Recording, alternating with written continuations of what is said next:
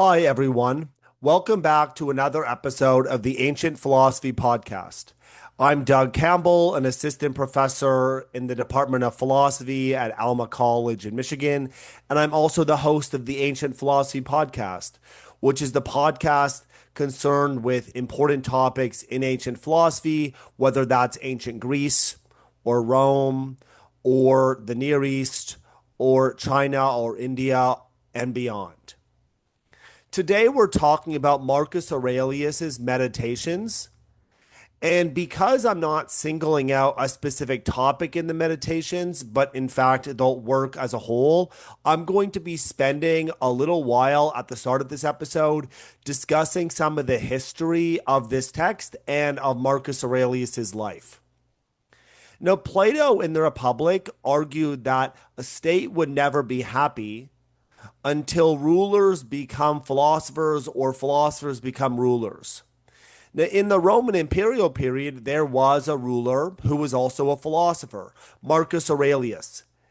Yes, there was a Stoic philosopher who also happened to be the emperor of Rome.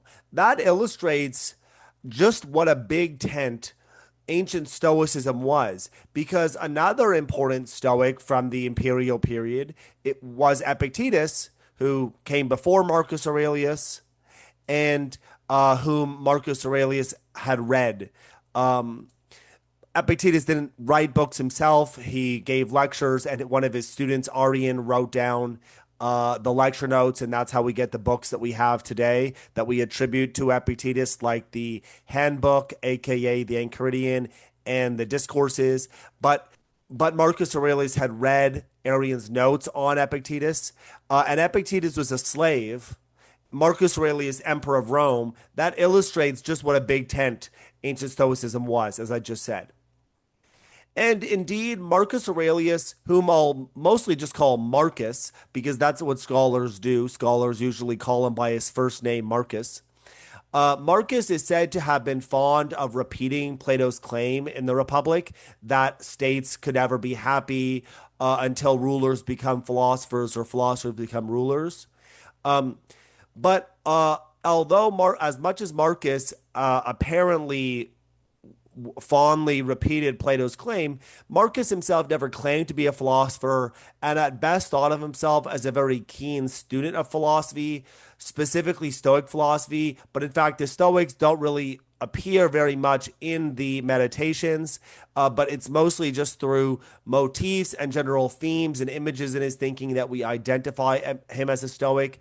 I don't think he ever would have thought of himself as a card carrying Stoic, given how rarely do explicit reflections on Stoicism feature in the meditations.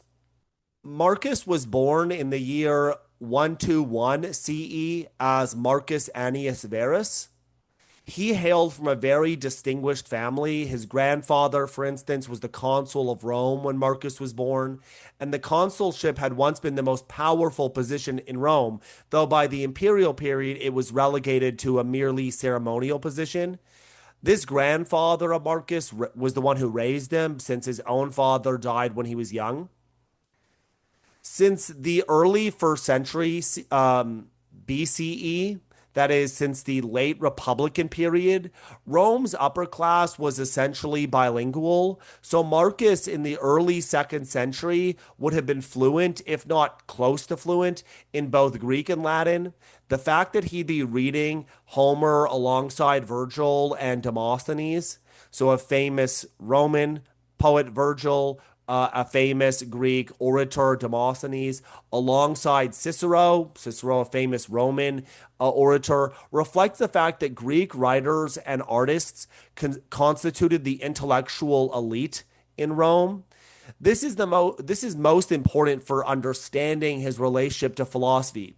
Greek was profoundly dominant as the language of philosophy, even as much as late Republican and early imperial philosophers such as Lucretius, Cicero, and Seneca tried to create a Latin philosophy. They ultimately failed to do so because the language of great ancient philosophers like Plato, Aristotle, Chrysippus, Epicurus, and so on, all of their language had been Greek, and that basically creates a trend that Marcus cannot defy, nor could Epictetus defy. They end up being Greek authors, even though they're living in the Roman Empire, and Marcus was the emperor of Rome. When they're doing philosophy, they're doing it in Greek. With that in mind, we can reflect on the Roman poet Horace's famous observation that conquered Greece was the true conqueror. Again, that's conquered Greece was the true conqueror. That's from Horace. So, for this reason, Marcus wrote the Meditations in Greek. The Greek title, in fact, is Ta Eis Heiauton, which means something along the lines of the things to oneself. The point being that they are his reflections on himself, from which we get the more general meaning of the meditations. So one thing we might learn from the title is that it's not like there was a Greek word meditations that is captured in the title that we're bringing out in the English translation of the title of the work. Instead, the title actually means something like the private things, the things to myself, the things kept to myself. And it's we who, in translation, render the title simply meditations. I'm not alleging that it's an illegitimate translation or an unwarranted translation, but there are like nuances there. Like in English, meditations means something sort of like that these are things we are mulling over, that these are things we're reflecting upon. And there is some fair degree of metacognition happening in Marcus Aurelius's meditations, of course. But by the same token, what he's actually trying to get across in the title is something more like, these are my private reflections. It's about the privacy and intimacy of the things contained in the book.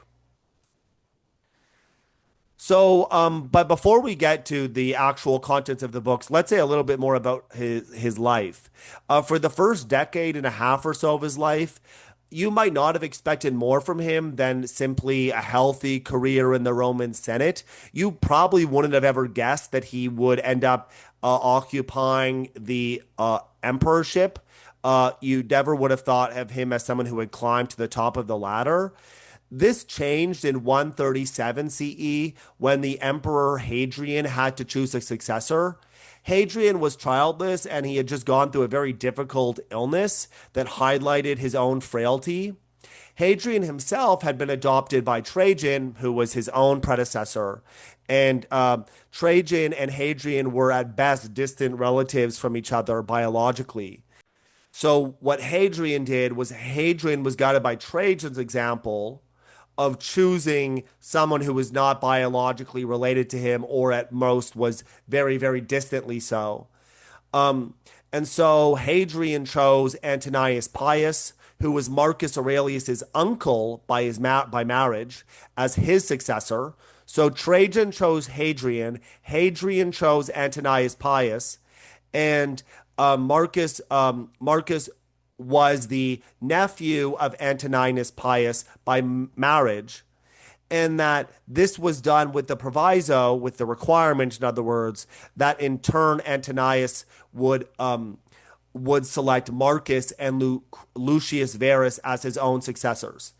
In other words, this complicated adoption business put Marcus Aurelius in line for the imperial throne, and this immediately changed the education that Marcus received.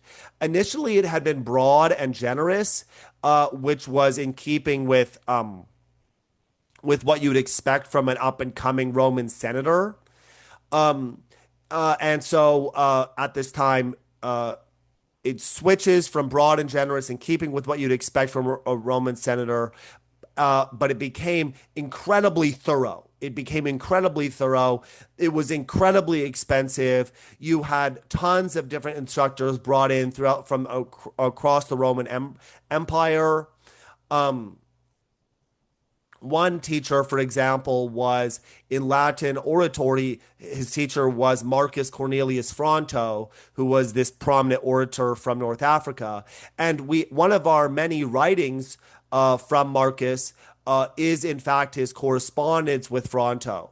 That's right. We don't just have Marcus Aurelius's meditations. We also have tons of letters between Fronto and Marcus, illustrating their close student-teacher relationship. And we see in these letters that Fronto was incredibly disappointed as Marcus turned away from rhetoric and moved towards philosophy. But as far as his education's concerned, probably the most important thing was the uh, examples set by Antoninus Pius. Um, Marcus was incredibly groomed from the moment he was uh, put into the line of succession. He at the age of 19 in 140 CE became consul for the first time in his life, and then these experiences combined with the example set by Antonius Pius helped shape him just so much.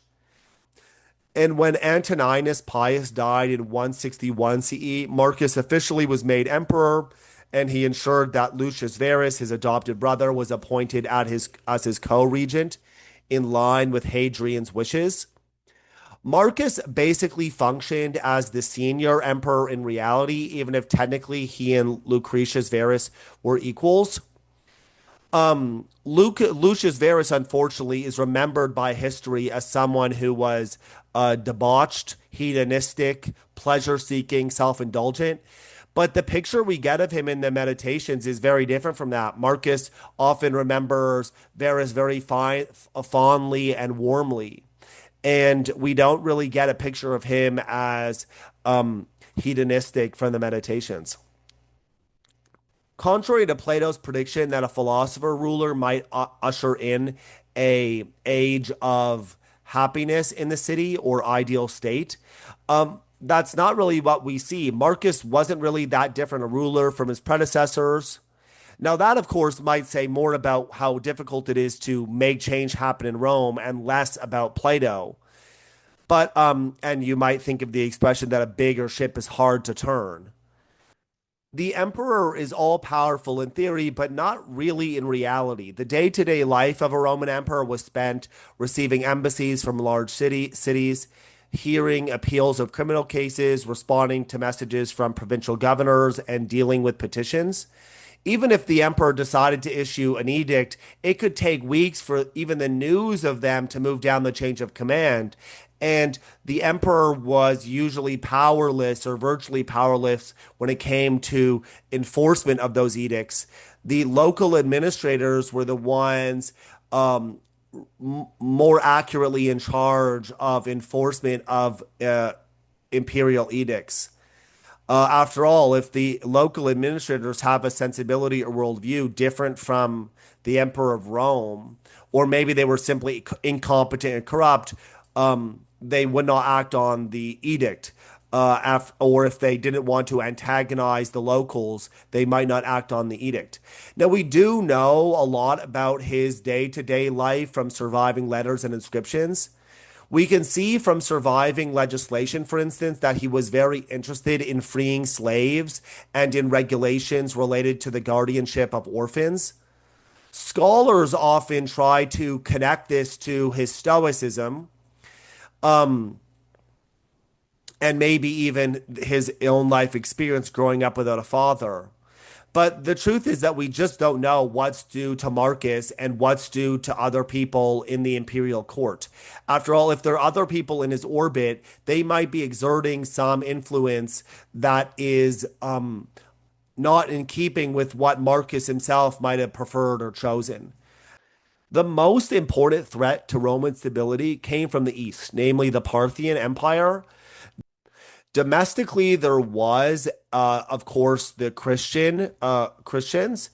Um, uh, it's not clear whether Marcus ever really had the Christians on his radar. There are apparently references to them in the meditations, but frankly, it seems like the one major reference had been a later addition to the text. So it looks like he doesn't really have them on his radar, but you wouldn't know that if you just read the text in translation because some translators include this very, very brief mention of Christians. When I say that they weren't on his radar, though, I don't mean that he's entirely ignorant of them. I mean that they're not really something that occupies his time. The empire is not at this time actually seeking out Christians to prosecute them. But were long-standing policies of how to deal with their refusal to worship any god but their own, which meant refusing to worship the Roman Empire. That puts the Christians on the radar of some administrators and local administrators, but there's really no evidence that they're weighing on Marcus Aurelius. But again, it is worth pointing out that you could read the text and conclude otherwise because there is this one reference to them that's added later to the text. And again, the true threat to Rome wasn't a domestic thing, it was external. Soon after Marcus succeeded to the throne, relations with the Parthians in the east took a pretty bad turn. Now, relations with them had never been good, at least not since the time of Trajan. But when Marcus and Lucius Verus succeed to the imperial throne, that tempted the Parthian ruler Vologases III to play his hand. And in 162 CE, the Parthians occupy Armenia and they wipe out the Roman soldiers who responded to the Parthian occupation of Armenia. When Syria becomes threatened too, the Romans just had to respond. Since the reign of Antonius Pius had been a peaceful one, Marcus and Lucius Verus don't really have any military experience. The Romans were therefore met predictably with initial setbacks, but eventually the Parthians had to sue for peace, and the Romans won against the Parthians in this case. The last historical detail I'm going to mention here is that there was a devastating plague that had brought back by Lucius Verus's troops from the east.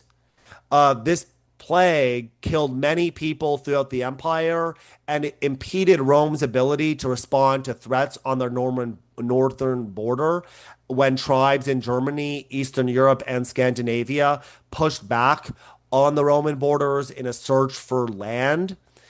Um, Unfortunately, Marcus just couldn't find a really viable solution, and that ultimately would lead Rome to the collapse of its Western Empire 3 centuries later, but that's very long after Marcus's reign. The point of going over some of these historical details is it shines a light on Marcus Aurelius's worldview, because here's the point of all this. Marcus was going through a lot. In addition to social and political problems faced by Rome, even as a father, he was challenged. He had 13 children, 8 of whom die before he does. And many times in the meditations, the reader sees him struggle with the death of loved ones.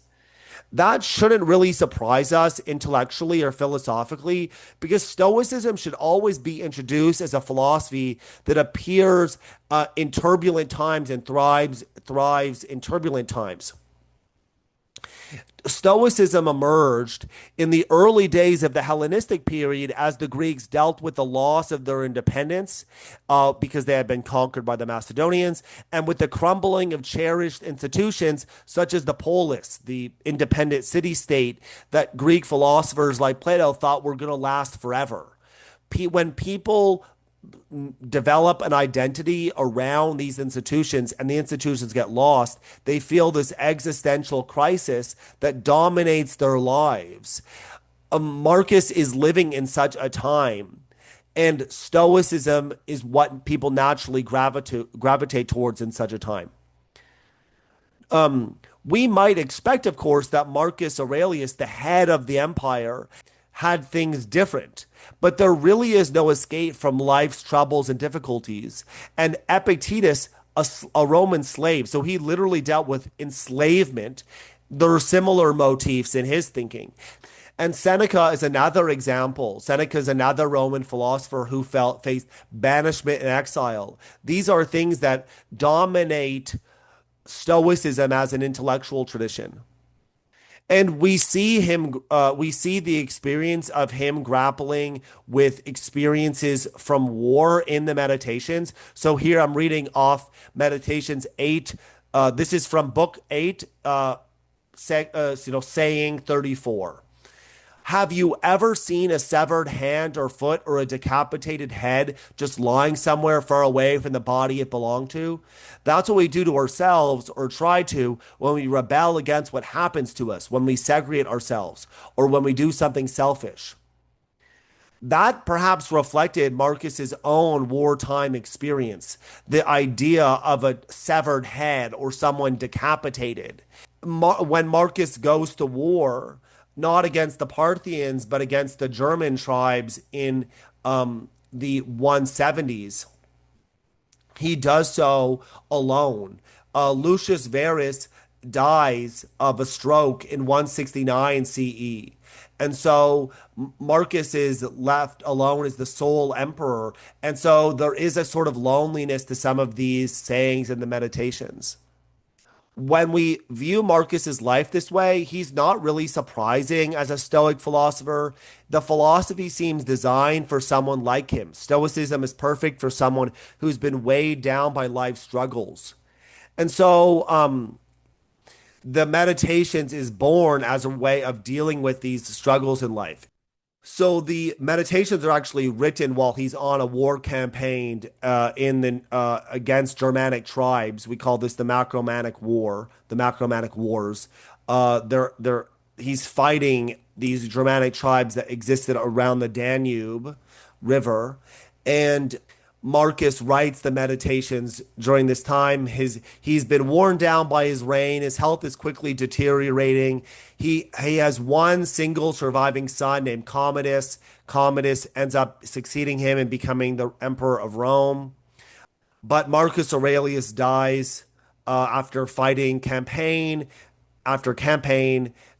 He dies in 180 CE, and his life again it bears out what we see in the meditation. Someone who's been weighed down by life struggles. So let's like jump in now into the actual philosophical thoughts in the meditations. We're not going to get a sustained argument. We're not going to get a sustained argument in the meditations. It's really not an essay, and there isn't really like one major argument running through the text, or even a few different arguments running through the text. And so we get our disparate, distinct sayings that reflect Stoic themes. The Much like the other Roman Stoics, so Epictetus, Seneca, um, Roman Stoicism is way more stripped down, bare bones, austere than Greek Stoicism. The Greek Stoics had divided philosophy into parts. Some of them disagree about the number of parts and the relationship between those parts, but generally the Greek Stoics think of philosophy as having logic, physics, and ethics. Now, in Book 8, Marcus does write that we should apply these constantly to everything that happens: physics, ethics, and logic. That's a direct quotation, and that's paying some kind of lip service to the usual, like familiar old style, Greek style divisions of philosophy. But you just have to read a couple of pages into the meditations and you realize that logic and physics don't really interest Marcus at all. He's way more interested in ethics. And so in book one, he actually thanks God that he was never absorbed in logic chopping or occupied by physics. That's a direct quotation. So the idea we see is that like one of the strains of thought here is that like having a practical focus on ethics and living well is actually better than being absorbed in logic chopping or becoming occupied by physics. Now, he does show an awareness of Stoic theories about language and about the cosmos, the ultimate fate of the cosmos, for example, as erupting in a great fire, a great conflagration that consumes the cosmos. But the truth is that he uh, doesn't really want to take a stand on whether these things are going to happen. I mean, I have in mind specifically the great conflagration. He doesn't, for him, it's something to think about, but it's more of an idle curiosity than it is a doctrine to which he subscribes or even thinks of it as something that a person should be subscribing to. So Marcus wants to focus on questions like why are we here? How should we live our lives? How can we be happy given that life is apparently inevitably unfortunate, that misfortunes are inescapable? So the approach that we end up with when we look at Marcus is that we see in him an idea that we should always see things dispassionately, that we should strip them of mythology and the legend that encrusts them, in his words.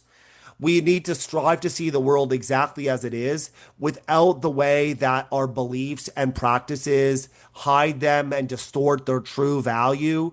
The the narratives we paint for ourselves of the way the world is actually can be very destructive in that way because they separate us from reality, and they also make us seek things and hide from things that we really shouldn't be seeking or hiding from. So that's an application of a very familiar Stoic idea. It's the idea that inappropriate value judgments can distort our thinking about the world, that we end up being disturbed by false judgments about what's valuable.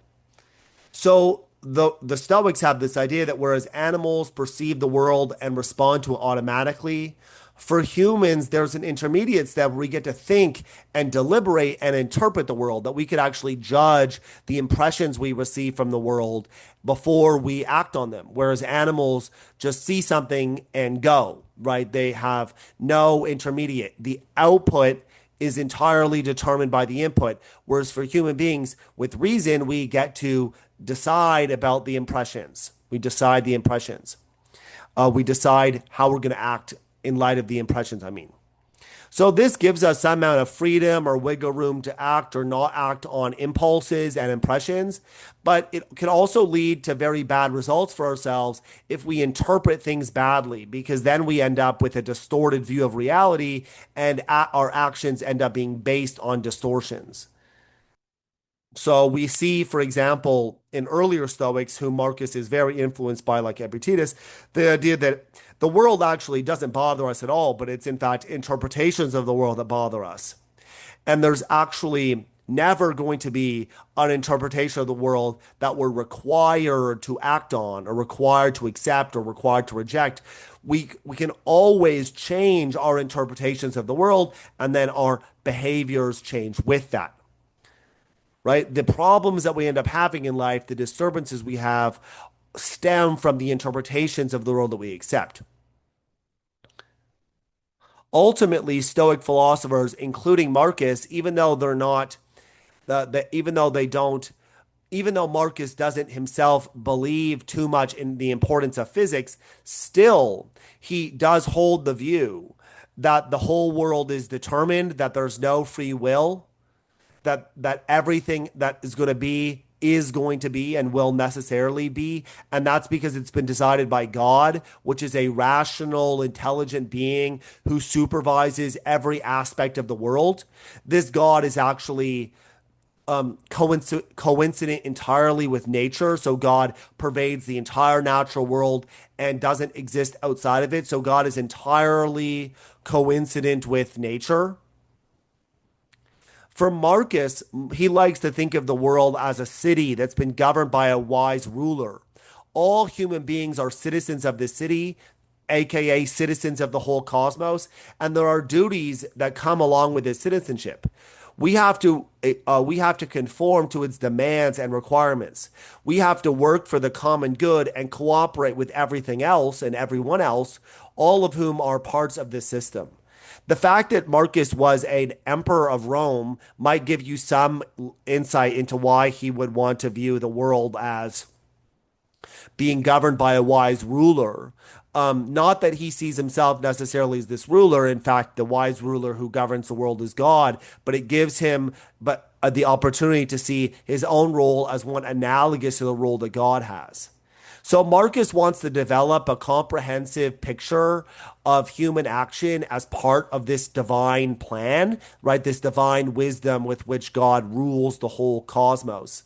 So from Meditations, Book 7, saying 54, he says, everything at each moment, you have the option to accept this event with humility, to treat this person as he should be treated, to approach this thought with care so that nothing irrational creeps in. End quote.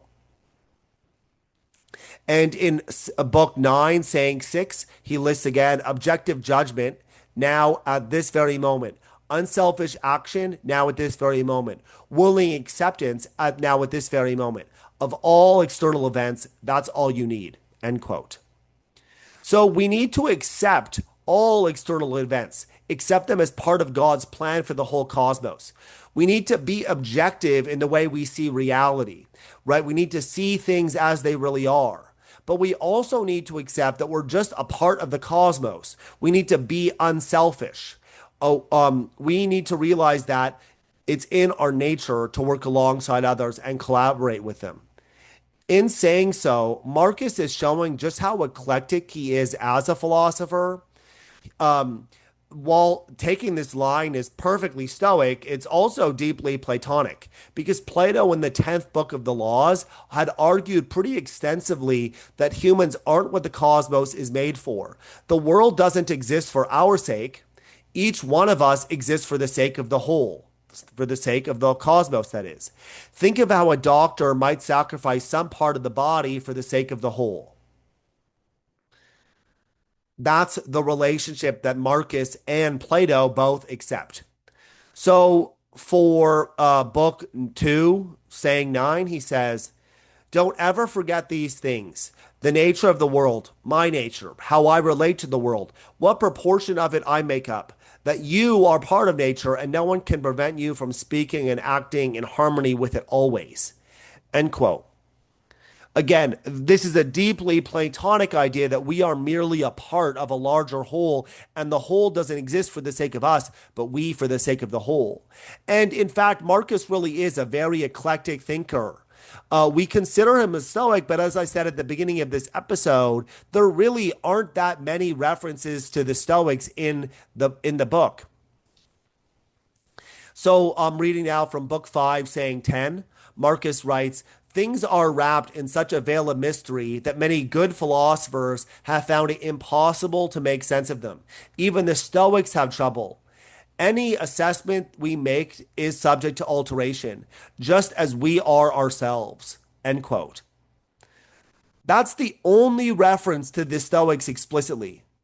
Um, and it's a pretty curious reference too, given that it sounds distant. It sounds like a concession that Stoics are imperfect as a philosophers.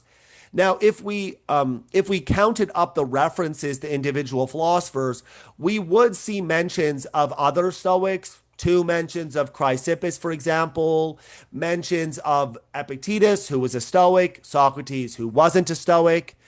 Um, he credits the thinker Severus at one point for contributions to his own development as a philosopher, but Severus was a peripatetic thinker, also known as an Aristotelian thinker, so not a Stoic one. Now, that eclectic approach isn't really that surprising. Seneca and Epictetus were similarly eclectic, but perhaps to a lesser extent in the case of Epictetus. Like Marcus, Epictetus and Seneca accept the basic Stoic fundamental theories that come from Greece, but they have really no problem borrowing stories and arguments from other thinkers who are not Stoic. No doubt Socrates is probably the most important non-Stoic figure to Marcus Aurelius. The historical Socrates refused to compromise on his philosophical beliefs, and he ended up being executed by the Athenians, and his trial is detailed in Plato's Apology. Um, the character of Socrates that Plato develops loomed large on Marcus's mind. For example, in the Apology, Plato tells this story through Socrates. So Plato's the author, Socrates is the character. Plato in the Apology tells this story about how Socrates defied an order that came down from the government, these people we call the 30 tyrants, um, that Socrates knew that if he followed the order and did what the order was asking him to do, which was arresting this guy, Leon of Salamis, then Leon of Salamis would end up being killed by the government. So Socrates just stayed home. He awaited whatever punishment came to him. And when Plato depicts Socrates on trial for his life, for not at least explicitly for defying that order, but there's the idea of Socrates on trial as someone who expects to die, expects to be found guilty, and is just awaiting the punishment, which is also detailed in Plato's dialogue to Crito. That weighed on Marcus a lot. In book 7, saying 66, Marcus holds up Socrates as a great man with a great soul, and he recounts this episode in Socrates' life, at least as Plato tells it. So I'm going to go through some of my favorite sayings in the hopes that they're going to shine a light on Marcus's thinking and the insights you can glean from the meditations. So the first book enumerates all the different people to whom Marcus believes that he owes a debt and from whom he learned something. And so this is characteristic of the first book of the Meditations. There are many other books in the Meditations too that do other things that have different structures, but the first book has this unique structure of being about acknowledgement of debts. So one of these debts is to Fronto, his teacher, right? The oratory teacher I mentioned earlier, the Latin rhetoric teacher. He thanks the gods, his mother, his adopted father, the emperor, right?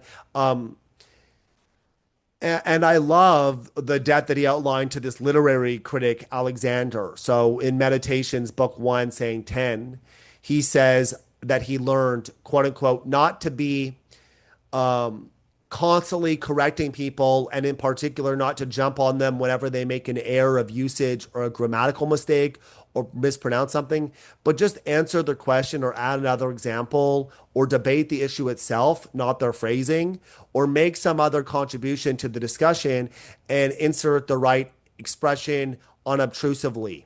End quote. What I like about this lesson is that it reflects Marcus's sense of what's really important. He says that a grammatical mistake or the phrasing is unimportant. What matters, as he puts it, is the issue itself. He wants to make a contribution to the discussion, not focus on a distraction from the real issue. He understands how to productively collaborate and work with other people instead of constantly correcting them or pouncing on them for having made a mistake in something irrelevant. We could think of the debt that he says he owes to the gods in saying 17 of book 1. I said earlier in this episode that he thanks the gods he didn't get preoccupied with physics or absorbed by logic chopping, but he also thanks them that, quote unquote, when he became interested in philosophy, he didn't fall into the hands of charlatans, end quote. I think there's actually a very similar sense here, right? The idea that he didn't get distracted by what's unimportant, but he focuses on what's real and what truly matters. In book 2, saying 12, he considers all the worldly things that concern most people and and the things that entice them with pleasure or frighten us with pain or are loudly trumpeted by pride. And he says, and I'm quoting now from saying 12 of book 2, to understand those things, how stupid, contemptible, grimy, decaying, and dead they are. That's what our intellectual powers are. End quote. The point is that we should use our mind to discern what's good and distinguish it from what's bad, knowing that the bad might well appear good. Our intellectual powers consist in understanding how stupid, contemptible, grimy, decaying, and dead things are. That's the whole point of having a mind. And one of the most famous ideas in the meditation is that of taking comfort or shelter in one's own mind. So I'm reading from book 4, saying 3. He says, people try to get away from it all, to the country, to the beach, to the mountains. You always wish that you could too, which is idiotic. You get away from it anytime you like by going within. Nowhere you can go is more peaceful, more free of interruptions than your own soul, especially if you have other things to rely on. An instant's recollection, and there it is, complete tranquility. And by tranquility, I mean a kind of harmony. So keep getting away from it all like that. Renew yourself, but keep it brief and basic. A quick visit should be enough to ward off all and send you back ready to face what awaits you. So, what I like about this is that he's not saying that we should stay in your mind, but he's saying that we can refresh ourselves by going into our minds. We can find the peace we want internally, but not as a final destination, but as a place to take a breather so that when we go back into the world, we can strip things of the mythology that encrusts them and see things as they really are. And that will help avoid disturbances because we will have refreshed our minds enough to use our intellectual powers to help see things as they really are. That helps us with the seeing through what might initially appear to be harmful for us. So I'm going to read off a whole bunch of sayings here about harm, and hopefully the point will be made clear. Okay, and then when I'm done reading these off, I will sum up the thoughts. So from book 4, saying 3. Things have no hold on the soul. They stand there unmoving outside it. Disturbance comes only from within, from our own perceptions. Book 4, saying 7. Choose not to be harmed and you won't feel harmed. Don't feel harmed and you haven't been. Book 4, saying 8. It can ruin your life only if it ruins your character. Otherwise, it cannot harm you, inside or out. And book 4, saying 37, in which Marcus is clearly telling himself off. On the verge of dying and still weighed down, still turbulent, still convinced external things can harm you, still rude to other people, still not acknowledging the truth that wisdom is justice. Book 4, saying 39. Nothing that goes on in anyone else's mind can harm you, nor can the shifts and changes in the world around you. Then where is harm to be found? In your capacity to see it. Stop doing that and everything will be fine. Let the part of you that makes that judgment keep quiet, even if the body it's attached to is stabbed or burnt or stinking with pus or consumed by cancer. Or to put it another way, it needs to realize that what happens to everyone, bad and good alike, is neither good nor bad. That what happens in every life, lived naturally or not, is neither natural nor unnatural. Book 5, saying 22. When you think you've been injured, apply this rule. If the community isn't injured by it, neither am I. And if it is, anger is not the answer. Show the offender where he went wrong. Book 6, saying 33. It's normal to feel pain in your hands and feet if you're using your feet as feet and your hands as hand. And for a human being to feel stress is normal if he's living a normal human life. And if it's normal, how can it be bad? Book 7, saying 2. I can control my thoughts as necessary. How can I be troubled? What is outside my mind means nothing to it. Absorb that lesson and your feet stand firm.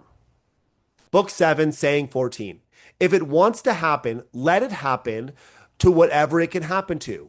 And what's affected can complain about it if it wants. It doesn't hurt me unless I interpret its happening as harmful to me. I can choose not to. Book 8, saying 36.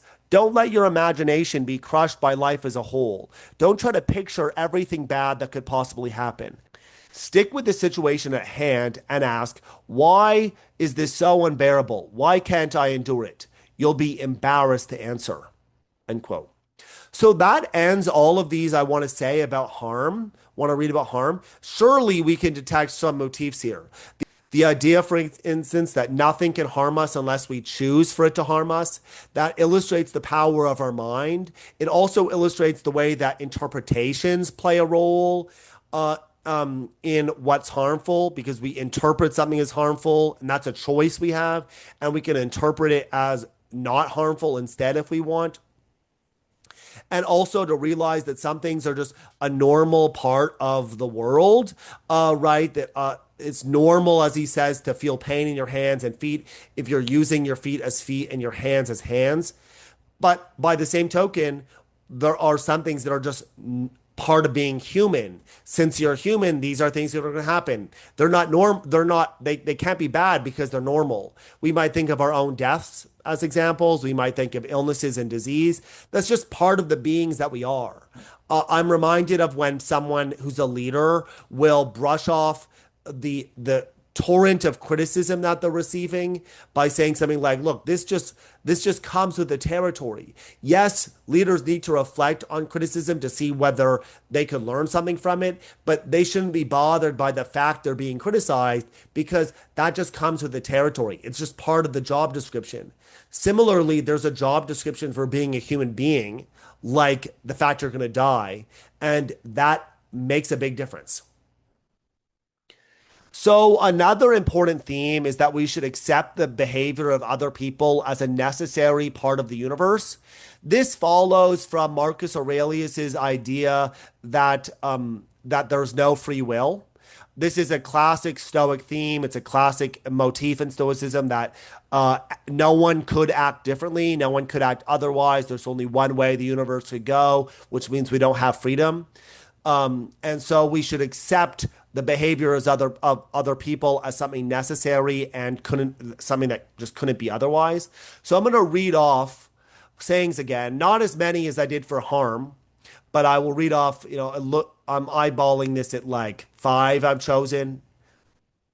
So book four, saying six. That sort of person is bound to do that. You might as well resent a fig tree for secreting juice.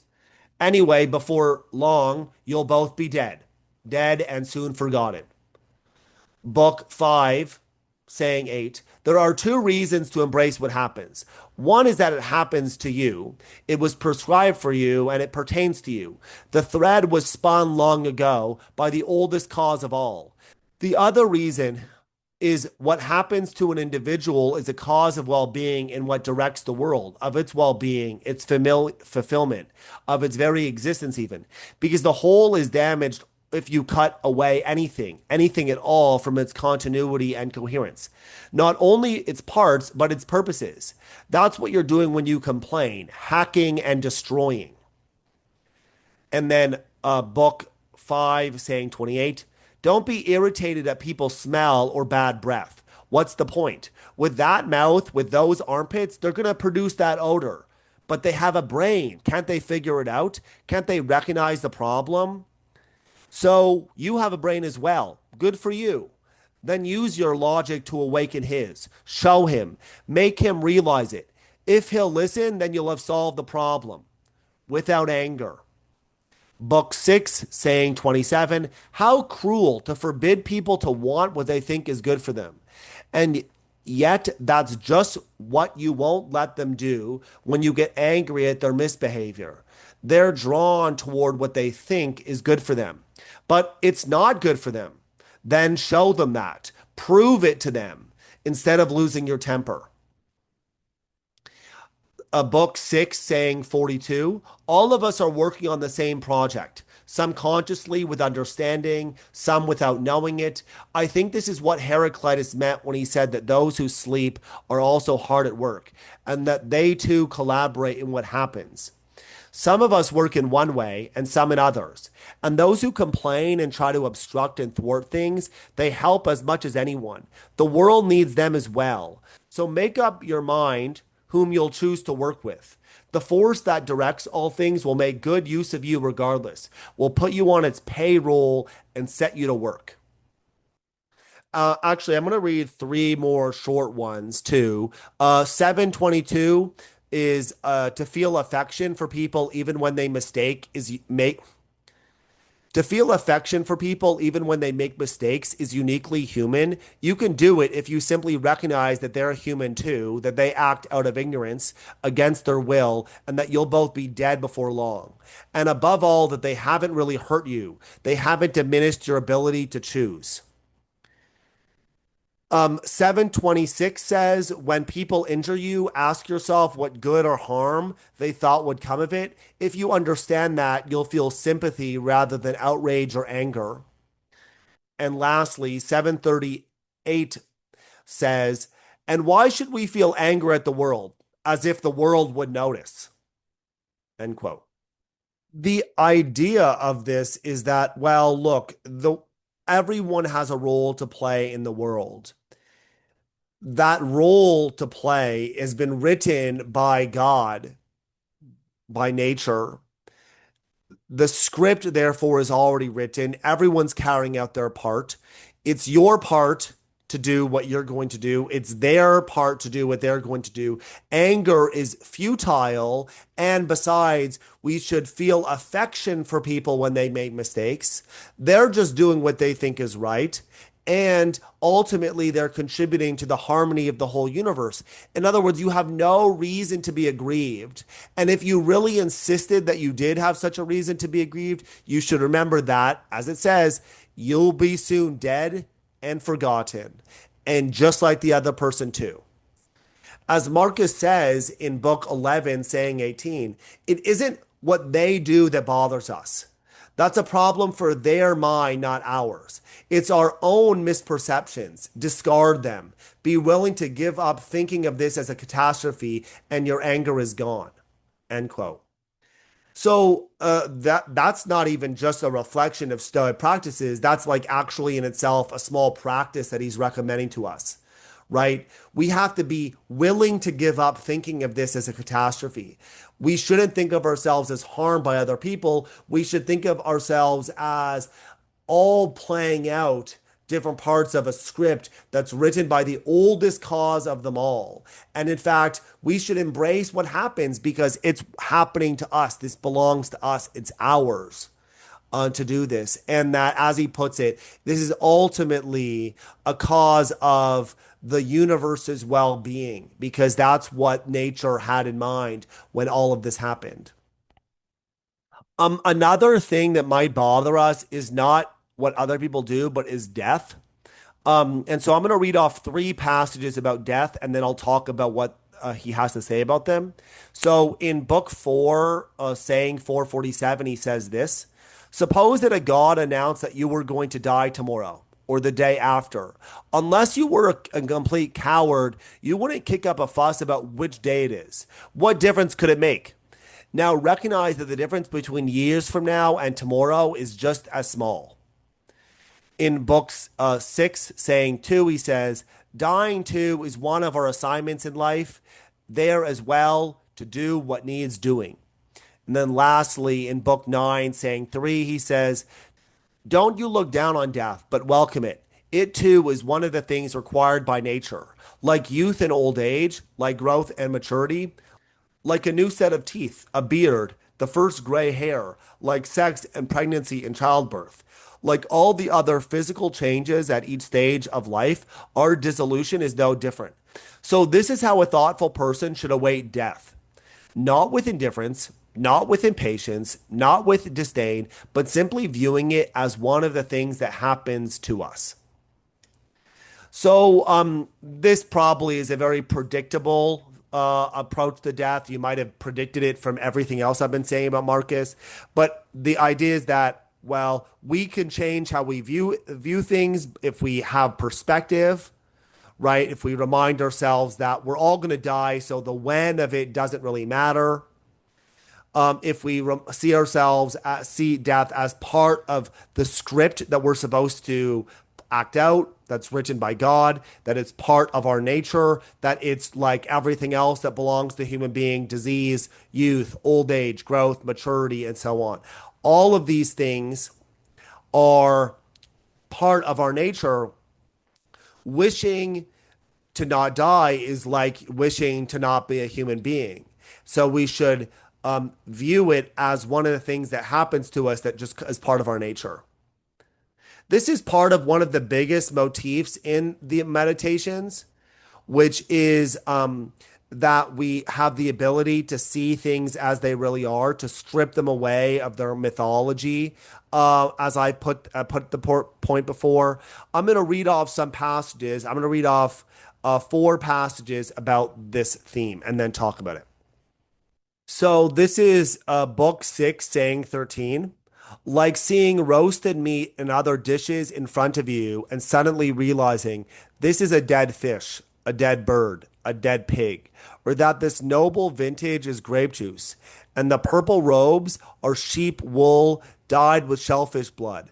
Perceptions are like that, latching onto things and piercing through them. So we see what they really are.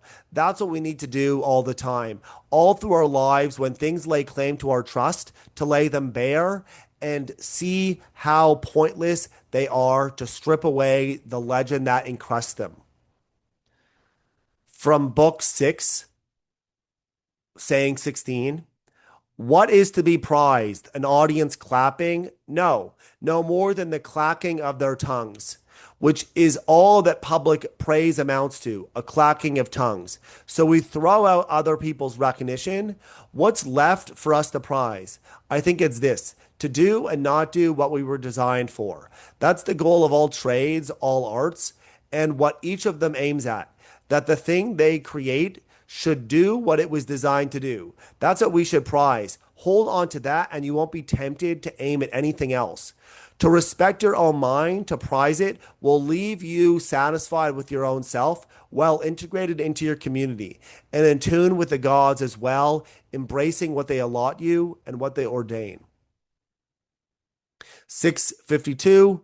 You don't have to turn this into something. It doesn't have to upset you. Things can't shape our decisions by themselves. And lastly, saying 68 in book 7, judgment should look the event in the eye and say, this is what you really are, regardless of what you may look like. While adaptability adds, you're just what I was looking for. Because to me, the present is a chance for the exercise of rational virtue, civic virtue, in short, the art that men share with the gods. Both treat whatever happens as wholly natural, not novel or hard to deal with. So, what I like about these four sayings is that they capture something that underlies everything else that came before, which is that when we're bothered or disturbed by other people's behavior or by death, it's actually our impressions of them that bother us. And thus, the solution is to use our intellectual powers to see through the narratives we've created. This meal that we've sought after and this meal that we've chased after is actually just a dead bird. The purple robes are sheep wool dyed with the shellfish blood. Those purple robes are the robes of the emperor of Rome. And he's saying, actually, look at this. The adornments of the emperor Rome are actually just sheep wool dyed with shellfish blood. You worried so much what other people think about you? That's actually just the clacking of tongues.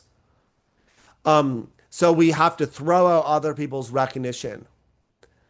And thus we need to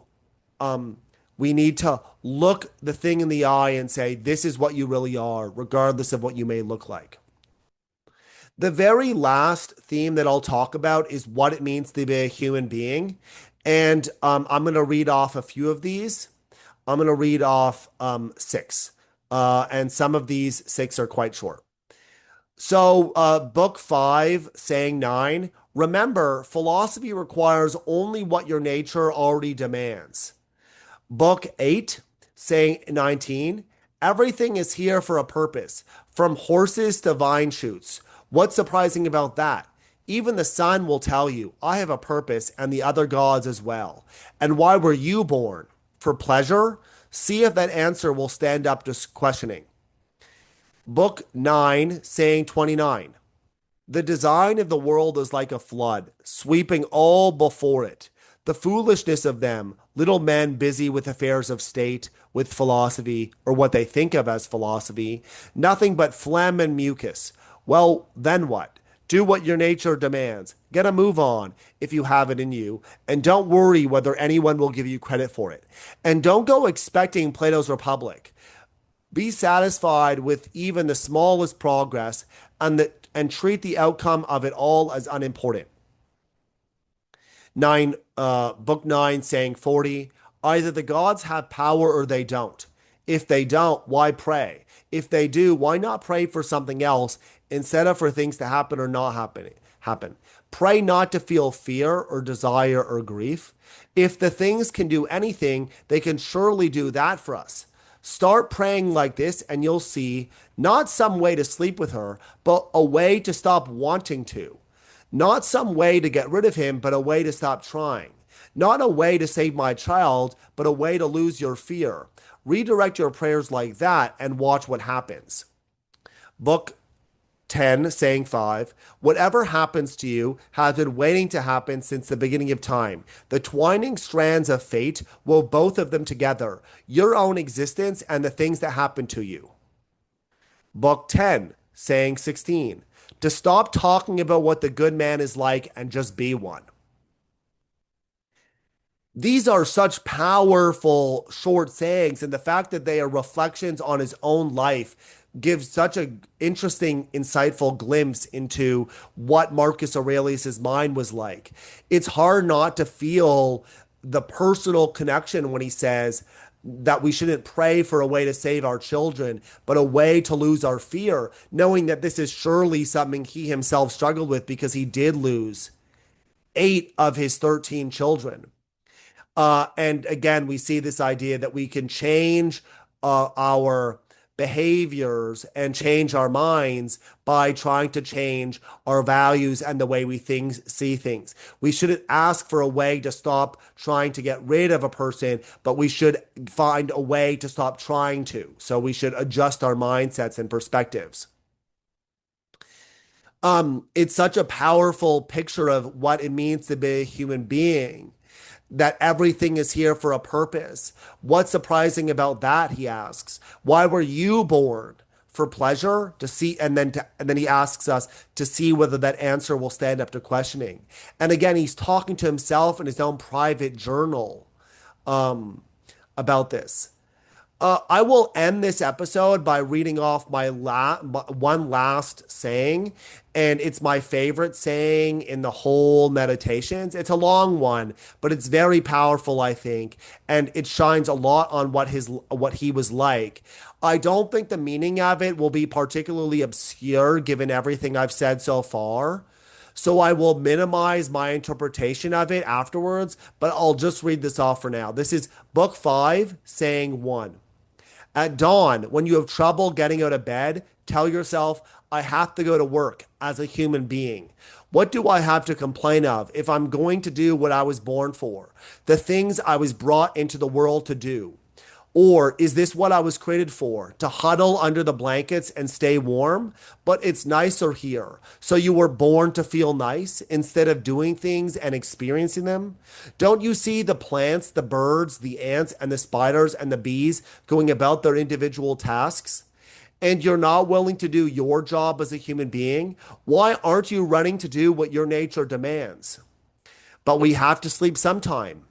Agreed. But nature set a limit on that, as it did on eating and drinking. And you're over the limit.